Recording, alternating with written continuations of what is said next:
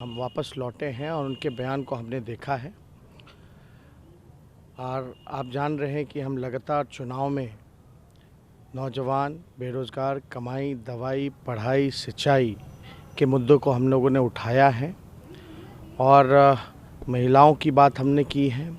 हमने नियोजित शिक्षकों को समान काम समान वेतन देने की बात कही है। हमने जितने आंगनबाड़ी, स्वयं सहायक समूह जितनी हैं, जीविकादि, विकास मित्र, आशा वर्कर, उनको जो है नियमित और मानदेय को दुगुना से भी ज़्यादा देने की बात कही है। लगभग शिक्षा जो कुल बजट का 22% शिक्षा का हम लोगों ने कुल बजट के 22% को हम लोग खर्च करेंगे शिक्षा में, इसकी बात कही है।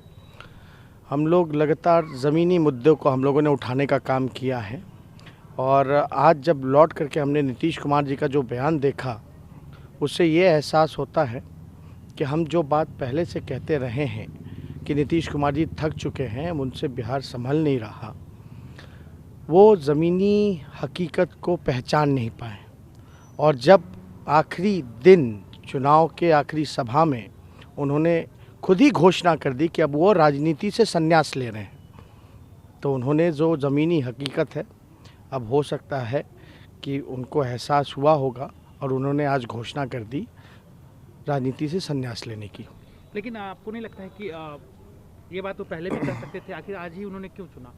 देखिए, हम तो शुरू से कह रहे हैं ज़मीनी हकीकत को वो पहचान नहीं पाए।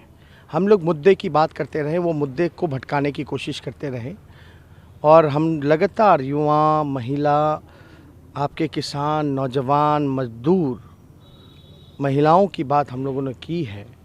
जो ज़मीनी स्तर पे जो भ्रष्टाचार है ब्लॉक पे, पुलिस थानों में, उसकी बात हम लोगों ने उठाई है, जो कि वो कहीं ना कहीं से इस हकीकत को वो ज़मीन से जुड़े नहीं, पहचान नहीं पाए। और जब उनको एहसास हुआ, जब चुनाव प्रचार ख़त्म हुआ, तो उन्होंने घोषणा कर दी संन्यास लेने की। पूरा घूमने के बाद उन्हें पता चला, एहसास हुआ, पूरा कैंपेन करने अब के तो बाद अब तो उन्होंने घोषणा कर दी संन्यास ही लेने की। हम तो ये शुरू दिन से ही कह रहे हैं कि वो थक चुके हैं।